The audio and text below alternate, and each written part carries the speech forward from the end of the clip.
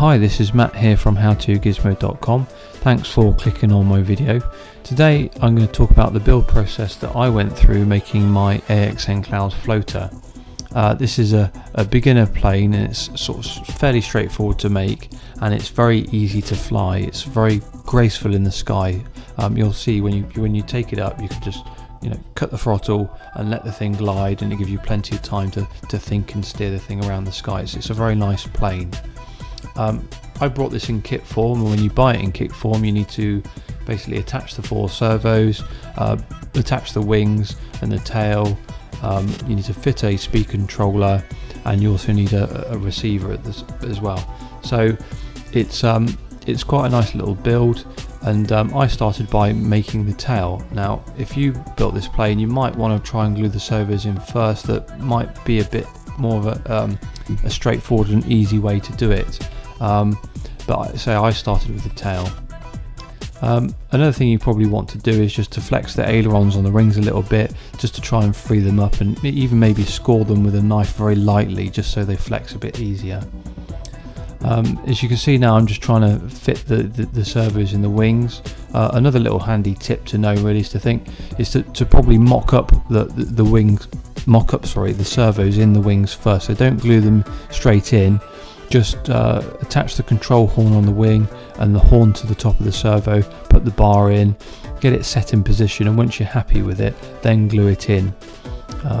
I didn't do that, and it caused me a little bit of a problem, to be honest, but it's probably a bit more of a sensible way of doing it. It's just to mock up how the thing's going to go.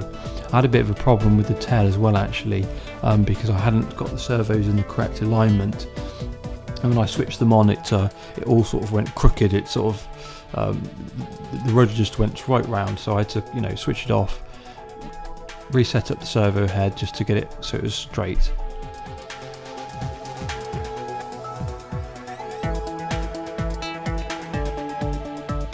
So once you've got your servos set up and glued in correctly, you can then move on to the motor.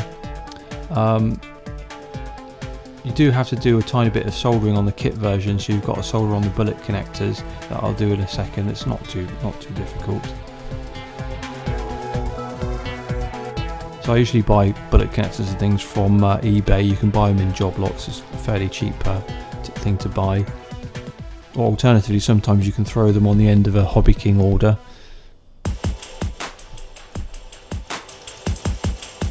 So with the soldering complete, I fed the cables back through the plane and then just taped them up to the front to keep them out of the way. And then I moved on to the next part, that was attaching the wings.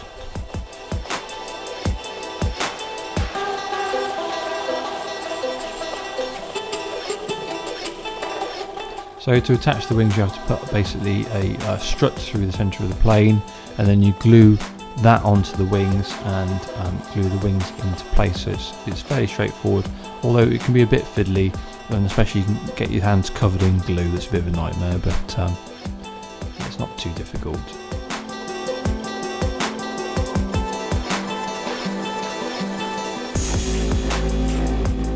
The glue that was sent with the plane had partly gone off, actually, so it was a bit of a nightmare trying to use the glue. But I find that a lot of the time, actually, with stuff I buy from Hobby King, that the glue's not too great. So now the plane's really starting to take shape. So I've attached the tail, I've attached all the servos to the body, to the wings. I've attached the wings to the body, and I'm just trying to run the cabling now. And this is actually one of the problems with this plane, is the space inside is so limited. It's a bit fiddly to work inside, and you've got to try and squash a speed controller, your battery, and your receiver inside. There's just not much space.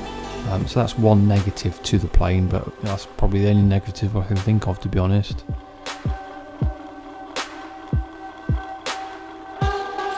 You have to glue the strut into place by basically putting loads of glue on, and then you put this foam sort of piece on top, and then I just glued it down, or taped it down temporarily with some electrical tape.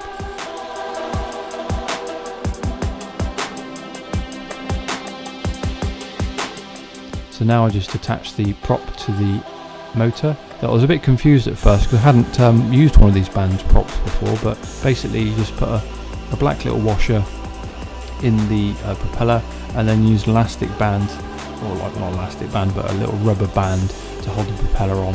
So I think it's some sort of safety propeller.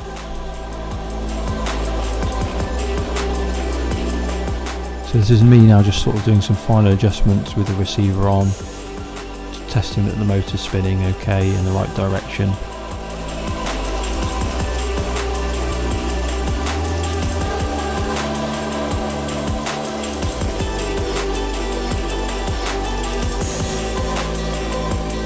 So this is about it really. This is nearly complete. Now this video has been sped up quite a lot, and I think it took me around an hour and a half, maybe 2 hours, with glue drying and things like that.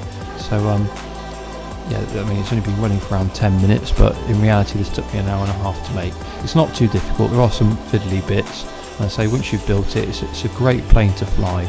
It's so sort of effortless.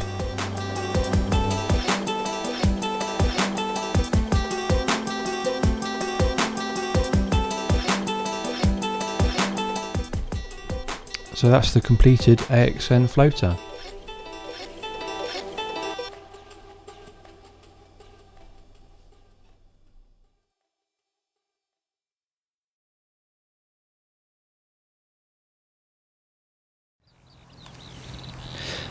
Okay, here we go. I'm gonna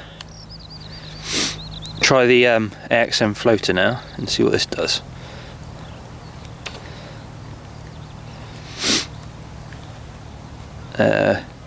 Log in.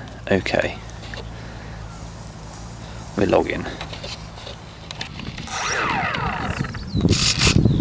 Up, down, and left to right.